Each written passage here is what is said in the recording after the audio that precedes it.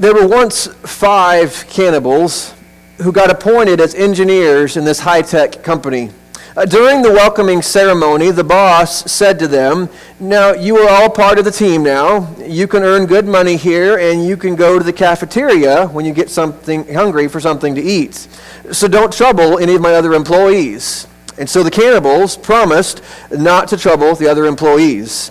4 weeks later, the boss returned and called them all together and said, "Look, you all are working really hard. I'm very satisfied with all of you. However, one of our janitors has disappeared. Do any of you know what happened to him?" The cannibals all disavowed any knowledge of the missing janitor. And after the boss had left, the leader of the cannibals turned to the rest of them and said, "Which of you ate the janitor?" One small hand quietly and slowly went up, to which the leader of the cannibals said, "You crazy man, for 4 weeks we've been eating team leaders and project managers so no one would notice anything, and now you go and eat a janitor."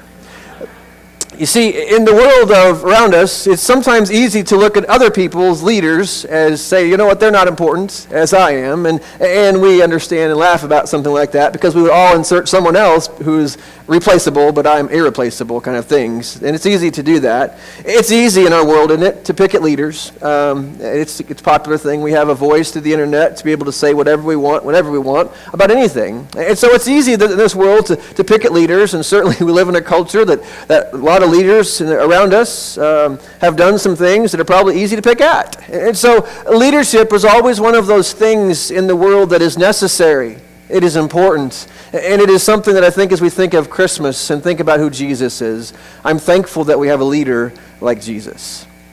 You see, the people around us who try to lead us, they are fallible human beings, and sometimes those flaws come shining through in big ways, public ways, embarrassing ways. And so it's easy to pick at leaders, but it's hard to be a leader.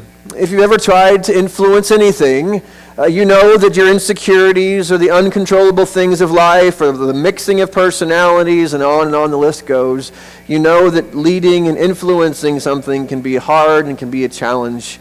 And again, I'm thankful for a leader like Jesus that we're reminded of in this season. One of the things that I've been doing the last couple weeks here in the Christmas season is reading through the book of Isaiah, one chapter a day. And I've had a little devotional guide that's kind of walked me through that, and that's been a very enjoyable thing for me. I came across a passage in Isaiah chapter 6 a few weeks ago that if you've been in the church, you've heard this story before, this passage, but it jumped out at me when God called Isaiah to be a leader. God didn't just come to him and say, "Hey, go do this for me." God took Isaiah to a place mentally, spiritually, emotionally, brought him to a place where he needed to be so that then he could be a leader who would be focused on the right things, who would lead in the right ways, and who would be persistent at the task that God had for him. And I want to read this to you as we begin here. It's not on the screen, so if you would lend me your ears really closely here and listen to this passage from Isaiah chapter 6. "In the year that King Uzziah died, I saw the Lord seated on a high and lofty throne, and the hem of his robe filled the temple. Seraphim, or angels, were standing above him, and they each had 6 wings. With 2 they covered their faces from the presence of God. With 2 they covered their feet, and with 2 they flew. And to one another they called, 'Holy, holy, holy is the Lord of armies. His glory fills the whole earth.' The foundations of the doorway shook at the sound of their voices, and the temple was filled with smoke." The first thing that God shows Isaiah is his glory. Before he ever tells him to go and speak or go and lead or go do anything, he shows him this impressive, terrifying picture of who he is. And so you see God's glory, and that did something to Isaiah. He sees God in all of his greatness and his glory, and the very next thing out of his mouth was a reflection upon his own sense of inadequacy. I can't do this. I can't even be here, because he says, "Woe is me, for I am ruined, because I'm a man of unclean lips and live among a people of unclean lips, and because my eyes have seen the King, the Lord of armies." And so God's glory draws out his sense of guilt. His sense in which I am guilty and I can't even be in your presence, let alone think about doing anything for you, God. And so you've got God's glory, you've got Isaiah's guilt that he's wrestling with, but then you find God respond not in anger and wrath, but in mercy. When he says, then one of the seraphim flew to me, and in his hand was a glowing coal that he had taken from the altar with tongs, the altar of heaven. And he touched my mouth with it and said, now that this has touched your lips, your iniquity is removed and your sin is atoned for. You see, God responds with mercy to the sense of guilt that he had. And with each step, you see that Isaiah changes. He's changed by the glory of God and just how great God is. He's changed by the sense of, I am unworthy and I am guilty. I can't even be here. He is changed by the mercy of God, who says, I should cast you out of my presence, but instead I will cleanse your lips. I will cleanse your heart so that you are now equipped. And the next thing that he says to Isaiah is this, is the place that we're going to launch off of here today. Then I heard the voice of the Lord saying and asking, who should I send? Who will go for us? And Isaiah raised his hand, said, here am I, send me. Now, if you just read that one line, here am I, send me, that could have been a very pride-filled, boasting kind of thing. Hey, here am I, God. I've got talents. I've got things I can do for you. Just send me out there and watch me do my thing. But that's not where this passage goes. It starts with God's glory, that it's never about me. It's always about God. It moves to my sense of inadequacy. I'm never adequate to do the job, so I desperately need the mercy of God at work in my life. And then when Isaiah raises his hand and says, here am I, send me. It is not the boastings of a confident, pride-filled man says, here am I, send me out there, I'll take care of it.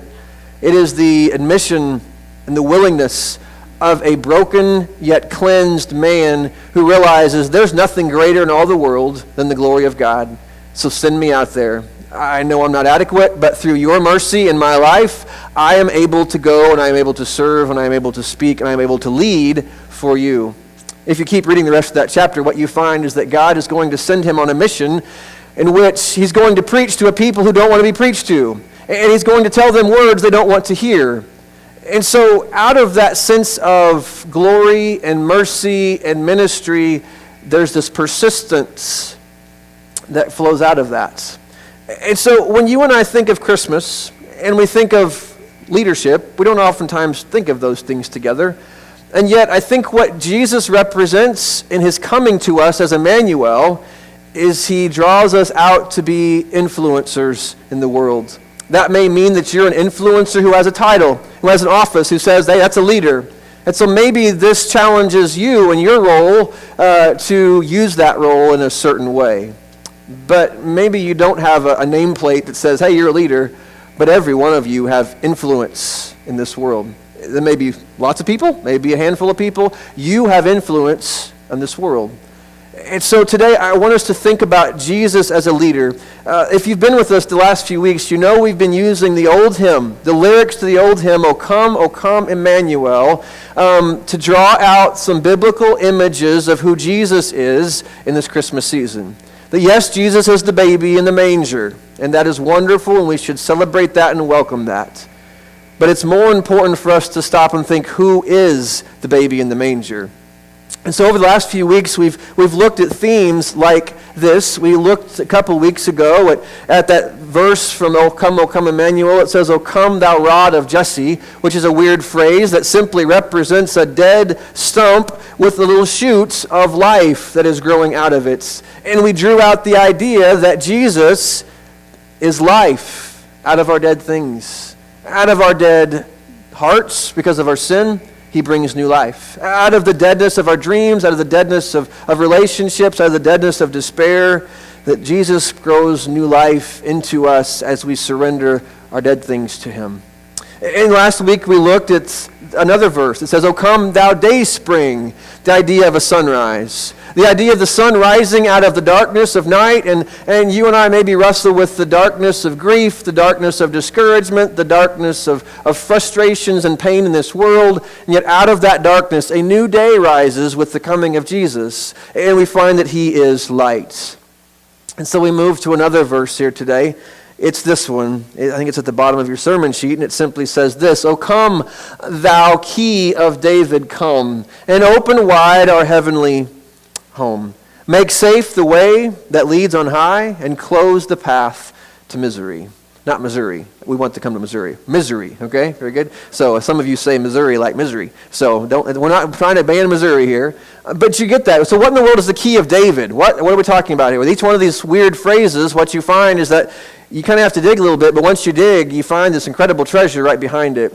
And so what the key of David represents, it's mentioned twice in the Bible. Once in the book of Isaiah. We're going to look at there. We're going to start there this morning if you want to have a Bible. Again, Isaiah chapter 22 is where I want you to go to. And then we're going to find that it's used one other place in Scripture. The theme is used a lot, but it's used one more time to point us to a leader that no matter what the leaders of this world do or don't do, no matter how we may succeed or fail in our own attempts to lead, there is a leader who is trustworthy. There is a leader who is an example to us. There is a leader who is faithful and strong to lead us in life.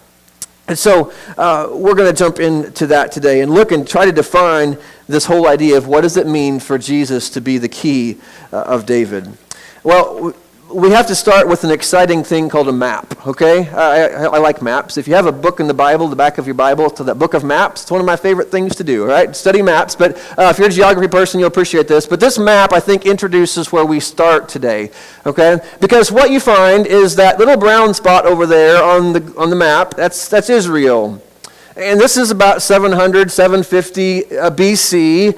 And what you find is that little speck of brown is greatly overshadowed by this big, powerful, brutal, conquering army called the Assyrians. If you're bored today, if the Chiefs game goes really badly, get out your phone and Google the Assyrians and just read about how brutal and awful they were to those they conquered. All right, it was just a terrible, terrible people. They were brutal in what they did. And so, for 50, 60 years, Israel lived in fear of the Assyrians. They lived in fear that they're going to be wiped off the face of the map, that there would no longer be Jerusalem, there would no longer be Israel, because the Assyrians were coming. And so you see that little purple, that was like 745. The green is Sargon II, who in 714 kind of expands the empire, and you're talking thousands of miles that he ruled over. And then finally, around 700 BC, you find a new king takes over, Sennacherib, and he's knocking on the door of Jerusalem, and everybody's living in fear. And you think, well, why would God let that happen? Was God not caring? You see, God does care a lot, but his people quit caring. His people quit listening to him. His people quit turning to him. Instead, they turned to idols. They turned to the pagan customs of everybody around them. They just started living like they weren't the people of God. And God, after century, a couple of centuries of this, says enough is enough. You're not going to turn, so let me bring some very uncomfortable things into your life. Judgment will fall if you don't turn. And so he finally comes and he finally finds a king in Hezekiah who has a little bit of faith about him. And the Assyrians are knocking on the door of Jerusalem, and God says, look, you have a choice. You can go try to find all these other military powers and align yourself with them, but if you do that, I'm going to let the Assyrians have it. Or you can trust me. Put your trust in me, do what I say, go with my plan, and I'm going to protect your city. So Hezekiah decides to trust God. And so he sends some people to the Assyrians, kind of says, we're not going to go with your plan. And God, through some miraculous things, you can read that other place in the Bible, God protects the city, and the city is spared. Now, much around the city is just laid waste, and there's not much left. But it's a people who had been spared that is the context of where this all comes out of today, all right? It's a people who have been beaten down, a people who have seen the former glory of their nation diminished to almost nothing. And out of that, you find God sending Isaiah to one specific leader who happens to be the second in command under Hezekiah. And what you find is a wasted opportunity. Number one, you find a wasted opportunity here today. He asked the question to this gentleman, what are you doing here? All right, what are you doing? And so where we begin is Isaiah chapter 22, beginning in verse 12. You're introduced to this. Here's the context, okay? Again, they've just been spared this terrible atrocity of having their city burned down. You would think that they would respond and, oh, God has protected us. Let's humble ourselves before him.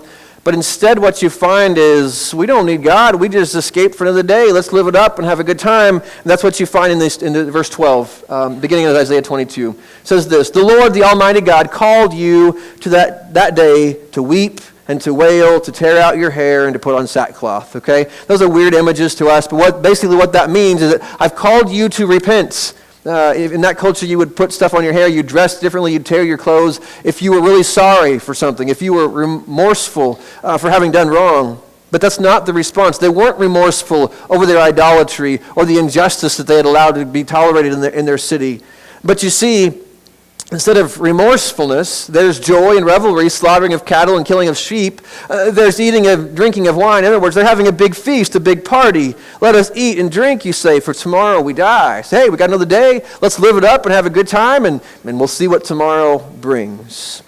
And so out of that context, God comes to Isaiah, and he sends Isaiah in verse 15 to this Israelite leader named Shebna. Okay, Shebna shows up here in this text here. You'll see his name up here. This is what the Lord, the Almighty, says. It says to Isaiah, "Go and say to this steward." Now remember who he is. A steward is a person who's put in charge of something else, right? Shebna is basically the second most important man in the city. He's been given a position of power, of leadership, of influence.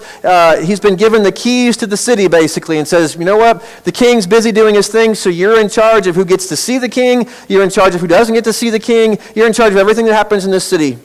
And so when you're given the keys to a city, what do you do with it?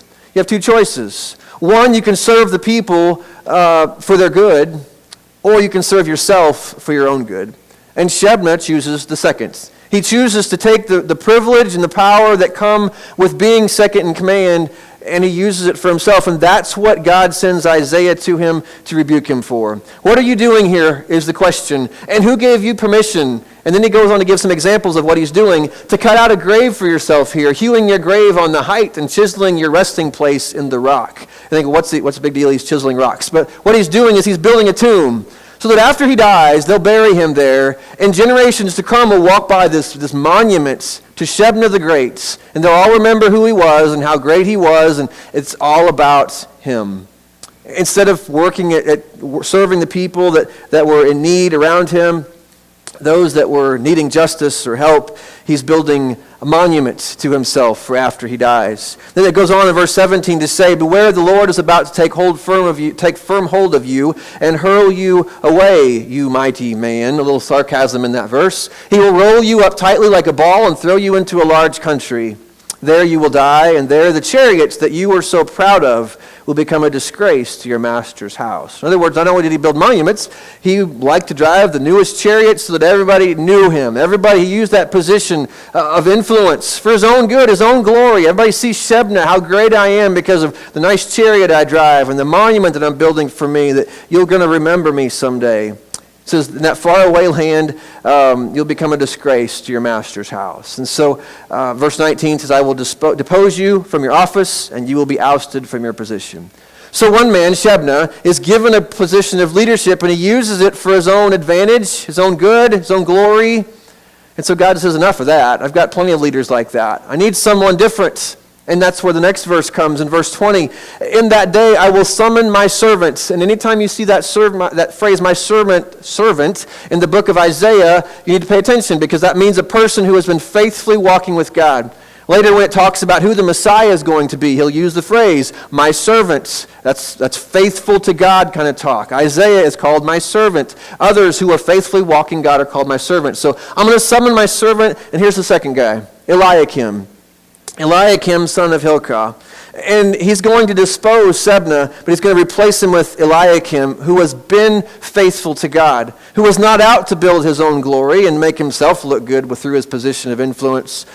So he's going to be advanced. And so he's going to put his servant there. "I'm going to clothe him with your robe, fashion your sash around him, and hand your authority over to him. So I'm going to push you out of the way. I'm going to put Eliakim in your spot." And note this next phrase, because I think this is key to what God is looking for from people who have influence over other people. "He will be a father to those who live in Jerusalem and to the people of Judah." What's the trait, the heart trait he's looking for out of his leaders? He's looking for a father-like heart, a heart that cares, a heart that's not just out for themselves. It's a heart that's out to look for the good of others, to build up the community, to love and to serve and to lead. He's looking for a father, not just a taker. All right? So he will be a father to those who live in Jerusalem. That's a compliment. If you didn't have a good experience with a father, don't read that negative experience into this word, because this is a positive term. He will be a father to those who live in Jerusalem and to the people of Judah. And later in verse 22, here's our phrase, the key of David. I will place on his shoulder the key to the house of David. And what he opens, no one can shut, and what he shuts, no one can open. And that introduces us to the leader that God is going to allow him to be. So that key may have been a literal thing, an actual key that had keys, open doors, and I'm sure there was a set of keys that came with the job, but I really think it's more of a position of authority and power and responsibility that he was being given. Because who was David? David was the greatest king of Israel. He was a man after God's own heart. He was a man who led Israel to be its highest it ever was. And so if you were an Israelite, who's the standard by which you measure all other leaders? It's David. So I'm going to give you the authority that I gave him, the authority to lead my people and to serve my people and to help my people be who they need to be. And so when he talks about opening doors and shutting doors, I'm going to have authority, right?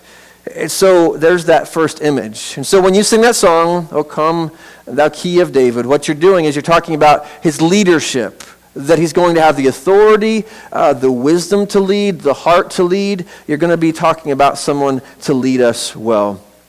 And God makes a promise to Eliakim in verse 23 and 24. This is what I'm going to do for you. This is how significant your leadership will be. I will drive him like a peg into a firm place. He will become a seat of honor for the house of his father. So two images.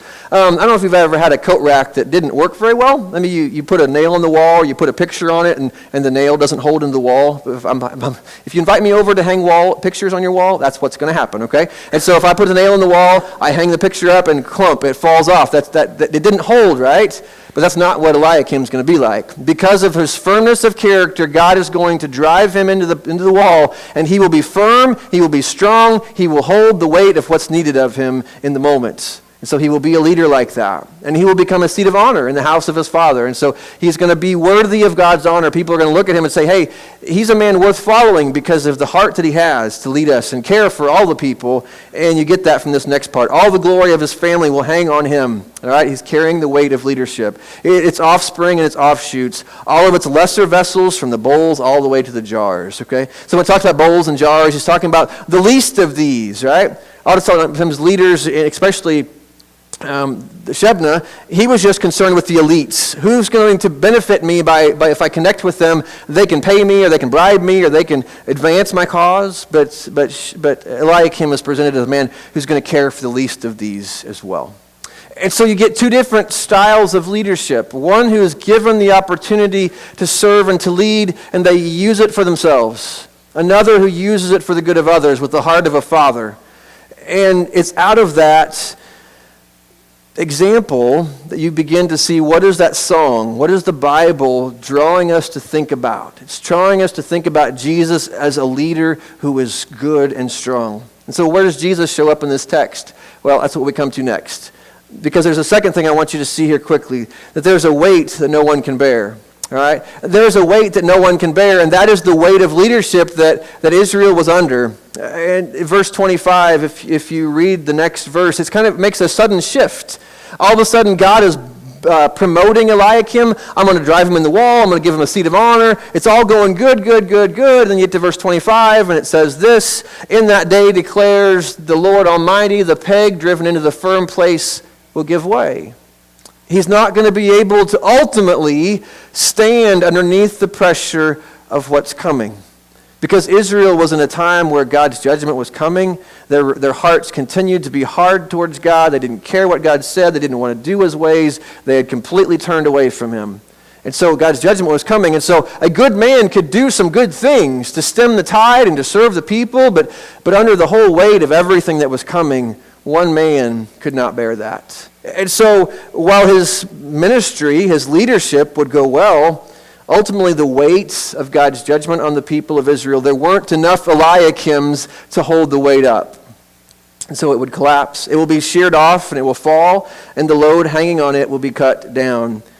And I think the reminder in that, before we get to this third point, is simply this: that it is easy for you and I to look for people, and we should. We should strive to be people that are worth following and good leaders, but if we put people and expect people to be perfect leaders and perfect all the time, and we put them on the pedestal, eventually people are going to disappoint us. People are going to fail. People are going to falter in their leading and their influencing of you, right? If you've been around people long, you should know that. But we continue to try to put people up on the pedestal and think, well, they failed. And I think part of that is this. We were on our Tuesday morning study, our breakfast, and all of you guys are welcome to come to that, 6 o'clock on Tuesday mornings.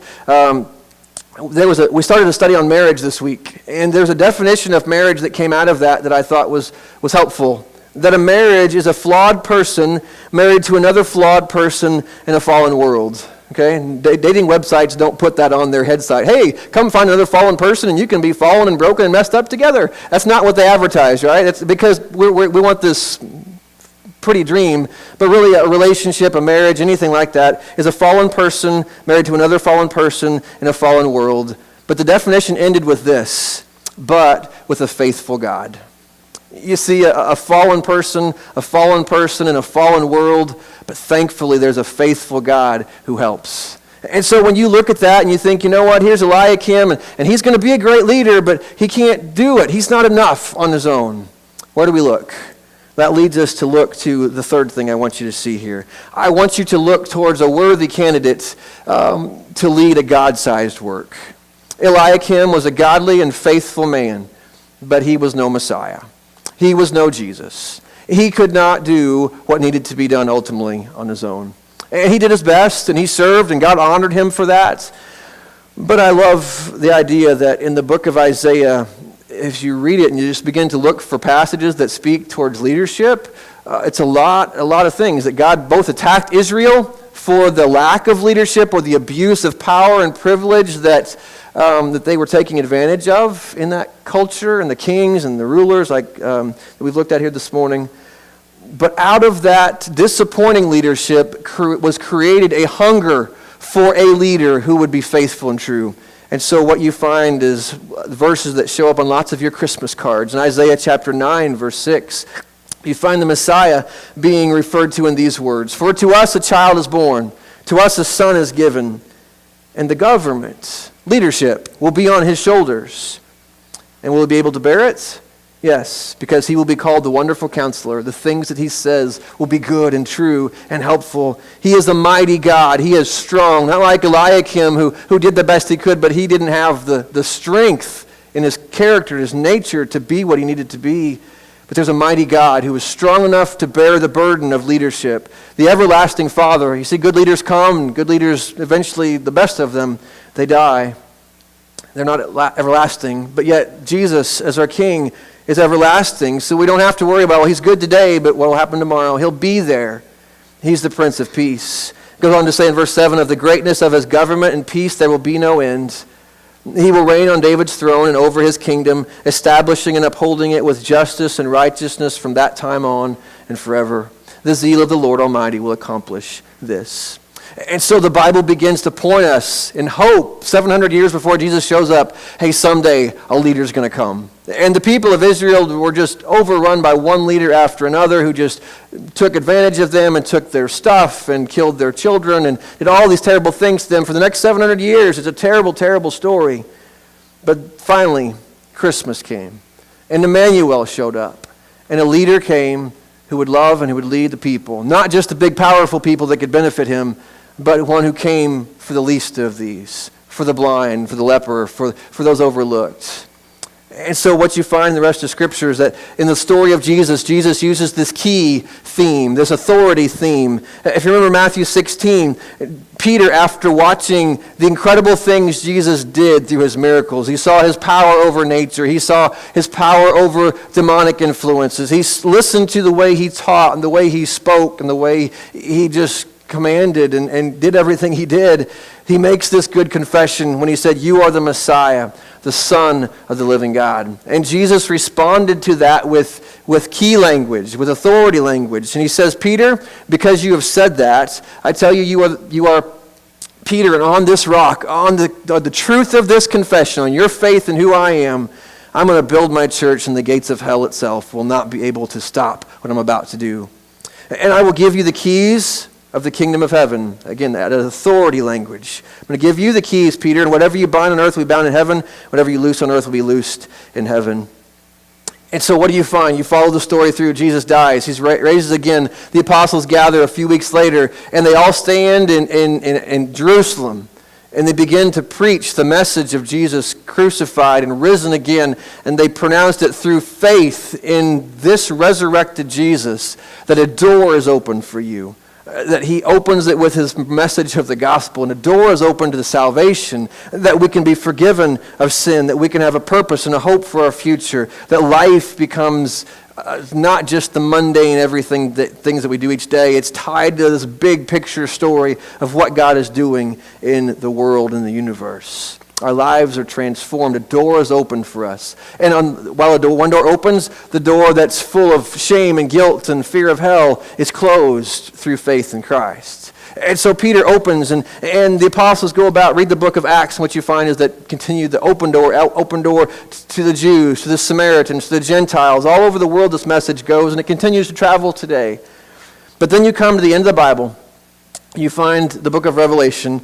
In the first chapter of the book of Revelation, I think Michael mentioned earlier that you get this picture of not baby Jesus at Christmas time, but you get the picture of Jesus in all of his glory and his power. And he stands and he's fierce and he's powerful, much like Isaiah 6. It's a lot of that. You see this glory.